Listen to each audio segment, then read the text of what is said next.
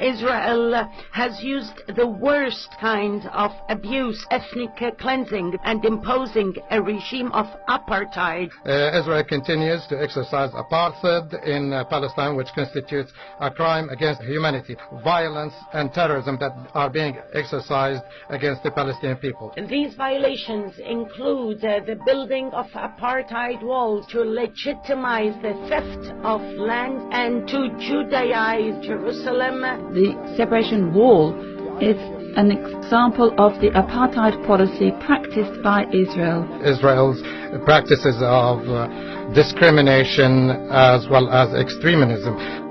United Nations Watch, have the floor.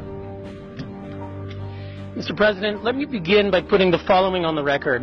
Everything we just heard from the world's worst abusers of human rights, of women's rights, of freedom of religion, of the press, of assembly, of speech, is absolutely false and indeed Orwellian. Today's report does not consider Israelis to be deserving of human rights, consistent with the approach of this Council, where today's notorious agenda item against Israel completely ignores their human rights. Now, over the weekend, President Abbas announced he was giving his highest medal to Rima Khalaf, who resigned from the Economic Commission of Western Asia, a Beirut-based UN agency of 18 Arab states, after Secretary General Guterres rightly instructed her to remove an absurd report which accused Israel of, quote, apartheid. Mr. President, why is Mr. Abbas celebrating a report written by the notorious Richard Falk after his own Palestinian mission here tried in 2010 to remove Mr. Falk on the basis that he was, quote, a partisan of Hamas, as we know from WikiLeaks?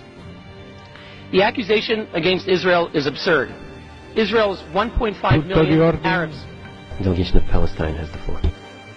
More than one statement goes beyond the mandate of this sitting, using unacceptable terms about Ms. Rima Khalaf, and so we would like this to be stopped.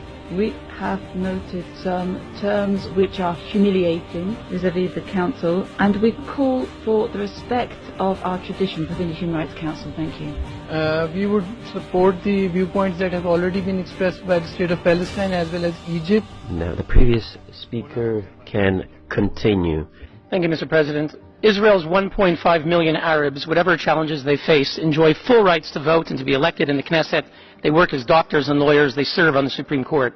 Now, I'd like to ask the members of that commission that commissioned that report, the Arab states from which we just heard, Egypt, Iraq, and the others, how many Jews live in your countries? How many Jews lived in Egypt, Iraq, Jordan, Kuwait, Lebanon, Libya, Morocco? Once upon a time, the Middle East was full of Jews. Algeria had 140,000 Jews. Algeria, where are your Jews? Egypt used to have 75,000 Jews. Where are your Jews? Syria, you had tens of thousands of Jews. Where are your Jews? Iraq, you had over 135,000 Jews. Where are your Jews? Mr. President, where is the real apartheid? Why is there a UN commission on the Middle East that does not include Israel? From the 1960s and the 70s, they refused to include Israel. Where is the apartheid, Mr. President? Mr. President, why are we meeting today on an agenda item singling out only one state, the Jewish state, for targeting? Where is the apartheid, Mr. President?